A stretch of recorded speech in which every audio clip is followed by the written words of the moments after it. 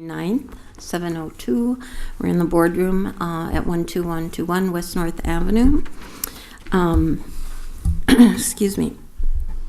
And we will begin with a moment of silent reflection.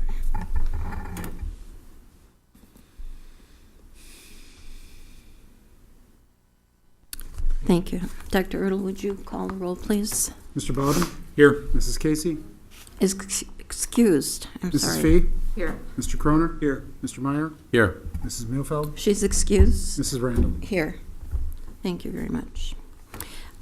First item is public comment on non-agenda items. If anyone present would like to speak about an item that is not on tonight's agenda, this will be your opportunity. The members of the Wauwatosa School Board value the input of students, parents, staff members, and community members.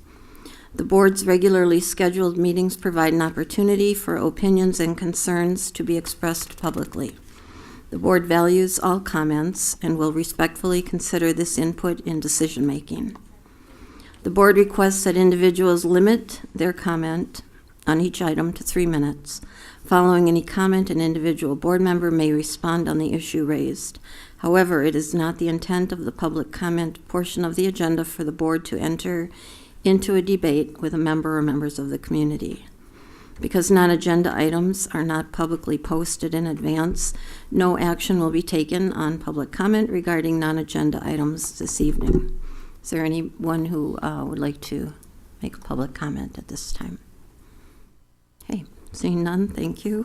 We will move on to our presentation from Underwood School. I believe Mrs. Keats is going to do the introductions.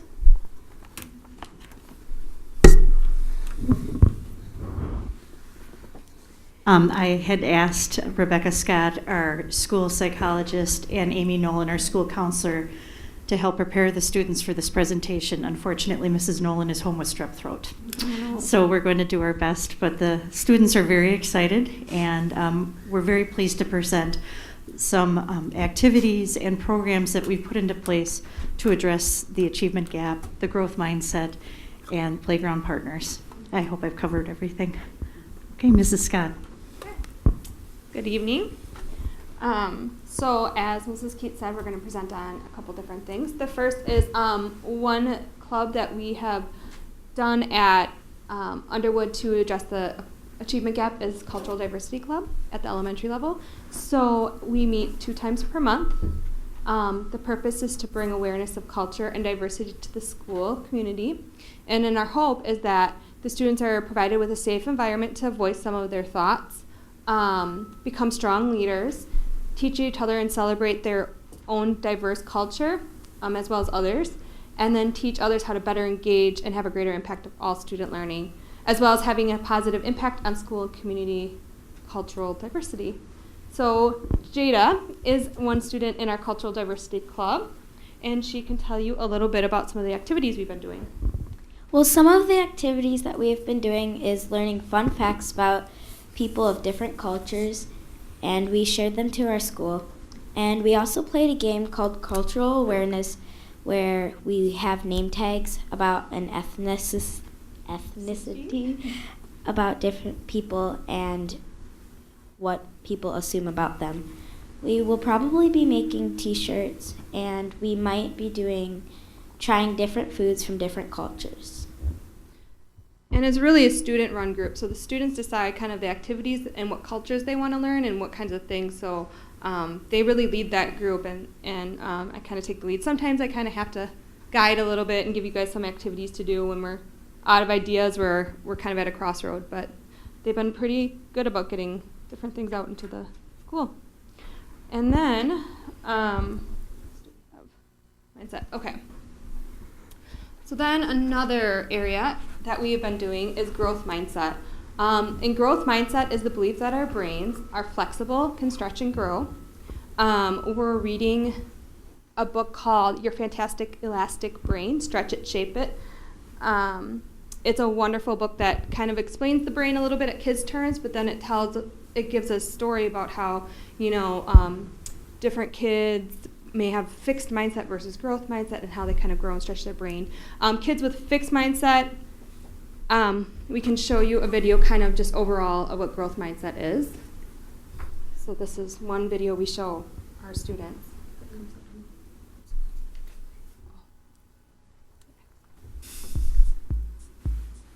Do you know that this guy needs some hints? As a kid, he struggled with school. He dropped out of college after only 6 months, and for money, would return Coke bottles for 5-cent refunds.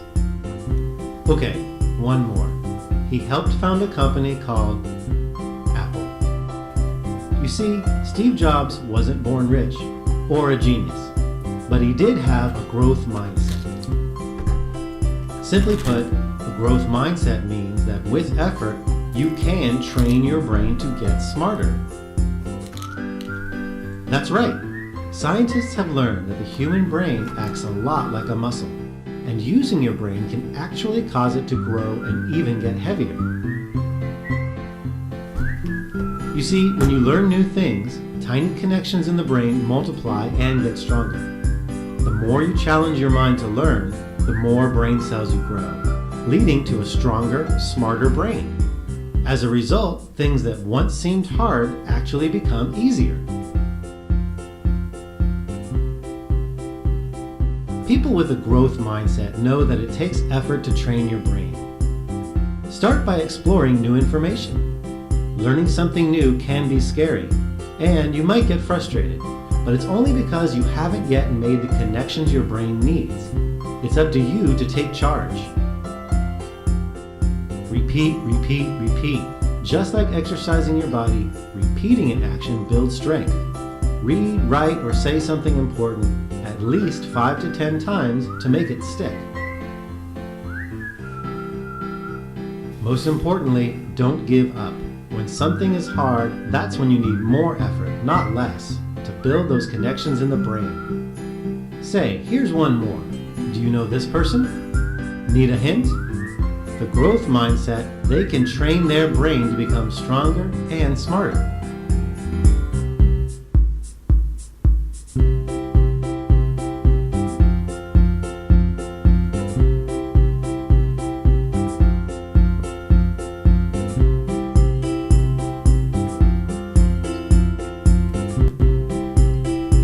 So we really try to teach our students that with effort, it's really about the effort and the process that you put behind it, not always about the right answer, and to keep striving. And then we try to connect it to different areas of their lives that maybe they have a growth versus a fixed mindset, and trying to get kids to kind of connect. You can have both mindsets. So for example, Jada has an example of where she has a fixed versus a growth mindset. When I'm learning a new synchronized swimming routine, I usually have a fixed mindset. And with hard math problems, I usually have a growth mindset, but not always. So for a fixed mindset, she might give up really easily and say, that's it, I'm not going to try anymore, I don't want to do this. But with her growth mindset, she might put a little bit more effort behind it and think about it. This is just one more cute little video to show growth mindset, but we show all of our kids too, about another little kid who is riding his bike, who first learned how to ride his bike and has a growth mindset. I'm 100 years old, Not this though. and I want to tell the world what I feel. Do you feel alive? I feel happy of myself. I feel happy in myself too. What do you got? Any words of wisdom? What about for all the other kids trying to learn how to ride their bike? Can you say anything to them?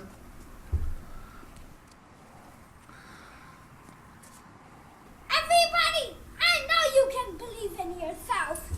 If you believe in yourself, you will know how to ride a bike. If you don't, you just keep practicing.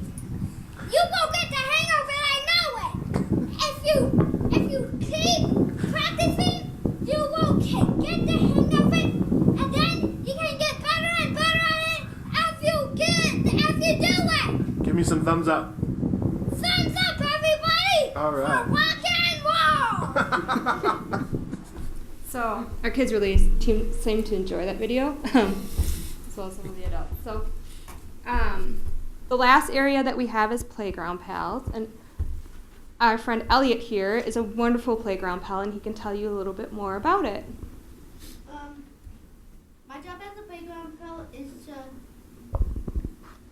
My job as a playground pal is to keep an eye on the buddy bench to see if anyone needs a friend to play with. Well, the buddy bench, it's basically like if somebody doesn't have a friend or doesn't have a group to play with, if or if they don't know how to play a game, and then as you see these two playground pals, we'll make sure kids know how to play and make sure to have fun all through recess. So it has been working out for kids, and it has worked up under it for some more smiley faces. So that's everything, but our friend Gon-hee had joined us too. And do you have anything to add about Cultural Diversity Club while you're here? Because we're talking about Playground Pals, but we can reverse it. And you're supposed to talk about cultural diversity. Do you remember? Okay. Well, his whole thing about it was that he had joined it because he had felt that he wanted to join because learning about his new culture, and it sounded fun. And at one point, he said it gave him a voice to speak about his culture with the other students, a comfortable place. And we talked about different things, about how sometimes when you bring different cultural food, how some kids kind of shut down, don't want to smell it or whatever, and then it makes them feel uncomfortable bringing it in, and kind of gives it a comfortable place to share that food and get more kids acclimated with different cultures and their food. Right, Gon-hee? Okay. Just making sure I'm expressing what you wanted to say. So that's it. Any questions? Thank you so much. Board members, questions and comments, please. Mrs. V. I don't have any questions, but I just wanted to thank you all for coming in tonight and sharing what's happening in Underwood. It's really great to hear about these programs, and I hope you keep up the great work. Thank you. Thanks. Mr. Bodden. Once again, thanks for coming, and you did a great job presenting. Couple questions. How many students are engaged in this diversity club, would you say? There are probably about 20 students at any given time. Sometimes there's a little less, depending who shows up. It's completely voluntary, and it's during lunch and recess. During lunch. Yep, it gives them time to come. Is there any age restrictions, or do you? Yes, we are primarily focused right now on 4th and 5th grade and some 3rd grade. We're opening it up right now to those students to be leaders in the school about sharing culture, as well as just trying to get them at this point understanding culture. We felt like that's a good age to kind of bring up the topic and start talking. Thank you. Second question is, where in the curriculum are you using the mindset approach? I mean, is it diversified in terms of FIAD, art, or do you just? Very much is. We presented to staff the growth mindset, and staff are using it in multiple different ways, but then our school counselor and myself are doing presentations during second step lessons for some of the kids. In 1st and 2nd grade, we got that done. I think she might have done some other grades. 4th grade is using it on their own. It's just kind of built in.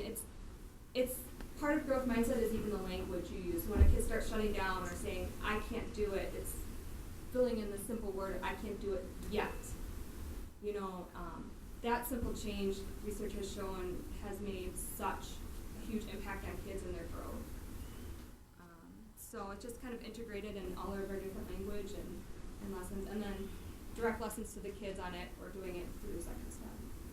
And last question, how old do you have to be one of these buddy pals for playground? Well, multiple ages.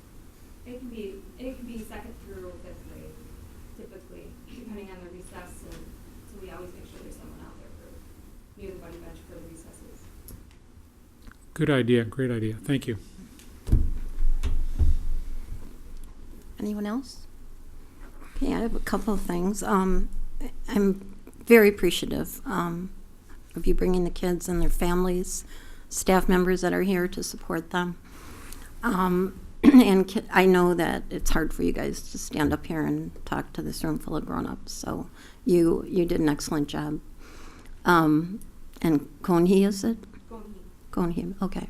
This is not a real comfortable place either, I'm sure, for you. So, but in the next minute or two, if you catch your breath and you have something to say, please let us know, okay? I love the buddy bench. What are you holding there? This is a playground towel vest, and once you strap it on, and then I'm it as a playground pillow. So I've been doing this for about like 3 months, I'll say myself. But this is a really cool vest, so Yeah. almost all the playground pals love it. So I just like to do it. So if somebody needs help or needs a friend, you're easy to find. That's awesome. That's great. I wanted to share with you, too, that as a board, there's normally 7 of us and Dr. Ertl, we did a book study on a book called Mindset. So, and it was a little bit different perspective, but it was the same as what you're learning. It was teaching us how to engage the kids and how to encourage the kids and how to assume and know that every child can come to school and learn. So, that's happening at this level too, which is pretty cool to hear that you guys are doing it as well. So that is all I have. If any of you want to add anything, and really congratulate yourselves for a great presentation. All set? Thank you.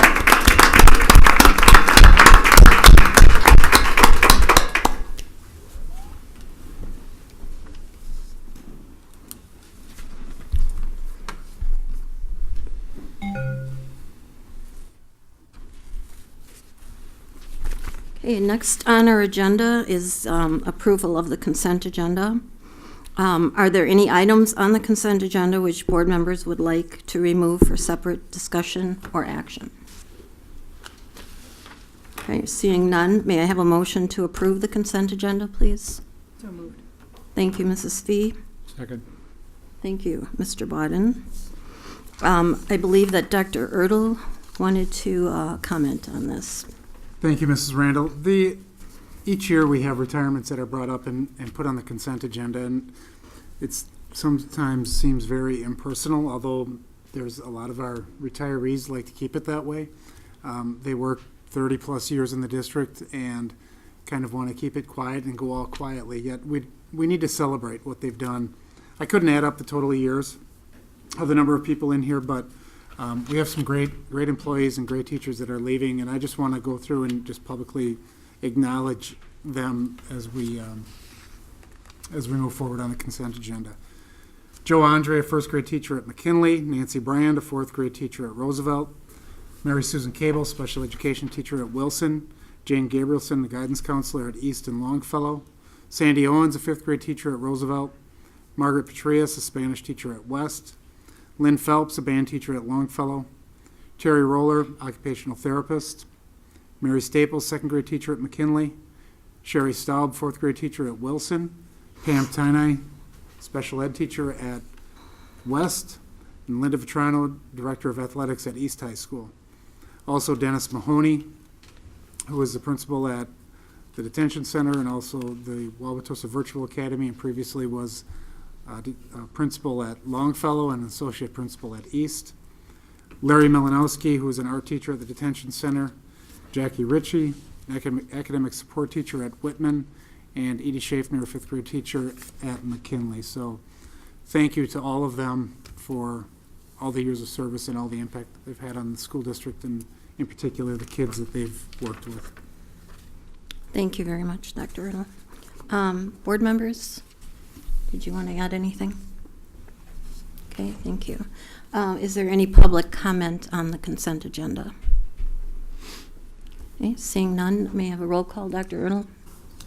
Mr. Bowden? Yes. Mrs. Fee? Yes. Mr. Croner? Yes. Mr. Meyer? Yes. Mrs. Randall? Yes, thank you very much.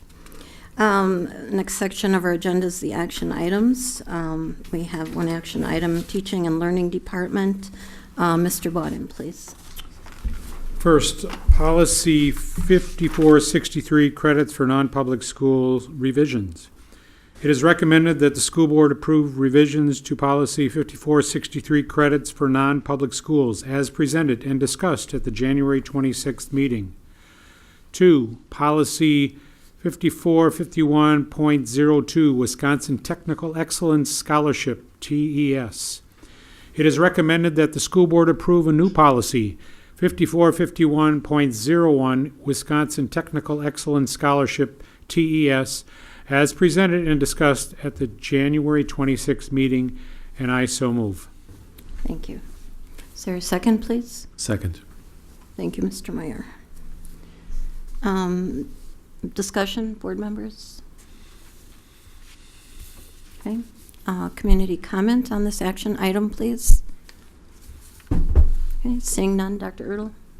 Mr. Bowden? Yes. Mrs. Fee? Yes. Mr. Croner? Yes. Mr. Meyer? Yes. Mrs. Randall? Yes, thank you. The next item is the proposed 2015-16 calendar. Mr. Croner, please. Thank you. Proposed 2015-16 calendar. It is recommended that the school board approve the calendar proposed for the 2015-16 school year as reviewed and discussed at the January 26th meeting, and I so move. Thank you. Second, please. Second. Thank you, Mrs. Fee. Board members, any comments, discussion? Okay. Any community comment on the proposed calendar? Okay, seeing none, Dr. Ertl, please. Mr. Bowden? Yes. Mrs. Fee? Yes. Mr. Croner? Yes. Mr. Meyer? Yes. Mrs. Randall? Yes. Thank you very much.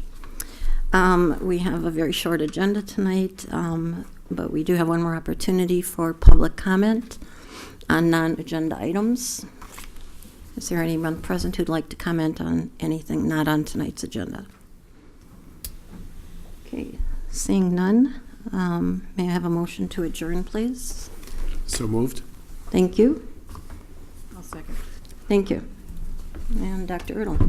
Mr. Bowden? Yes. Mrs. Fee? Yes. Mr. Croner? Yes. Mr. Meyer? Yes. Mrs. Randall? Yes, thank you very much, and we are adjourned.